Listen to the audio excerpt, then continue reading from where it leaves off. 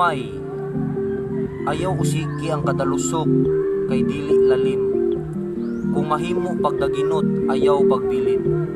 Huna-hunaon ta ang sakripisyo sa mga mag-uuma nga ilang gisalin. Sa pagtanom hangtod sa pagpukpo ug sa sako ibalhin. Humay, nga lahi-lahi ang klase. Naay pangdato, naay pangpupri. Naay gitawag og ganador, naay NFT. Pero dili na importante. Kay inigawas ana mahimo ra gyapon ai. Wa gabai. Humay nagkadugay, nagkamahal ang kilo. Nagkataas ang presyo. Lagmit ani puhon ug atong kaldero. Hay, bisag unsaon wala na gyud tay mahimo. Huwat na lang tani kung paupsan ang presyo sa gobyerno.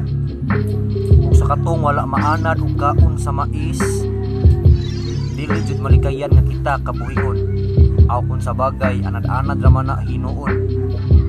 Pero mas lami gyud kanon, isti higugmaon. Ang babaeng dakugaon, nungkas bigaon. Bitaw, makanahuna jud ko aning mais or humay nga bahaw. Una nga panahon, dili jud ko mauwaw. Ako anang bitbiton nya mag-uwan agoy pagkatugnaw.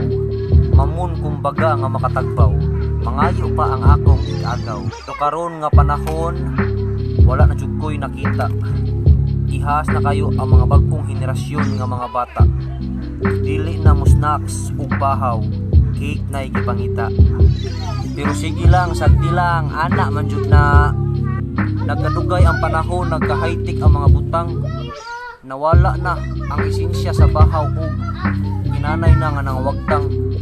Dili na nato makit-an nga bitbiton ug sa lamisa takuba na lang. Maapil na lang hinuon sa bag-ong gitak-ang. Ug sa katapusang mensahe palihog paminawa.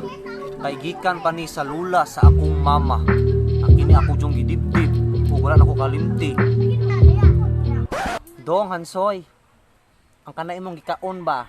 Hutda jud na ha kay bawo na karong panahon na. Dagan ang gigutom mong kalibutan na. Kanang naa sa imong plato, hutda jud na hutda. Bisag usa ka lusok ayaw binli. Hutda jud na kay mao na siya ang grasya. Naunsa man ni mama oy? Kungot don ko ni. Mabusog sila.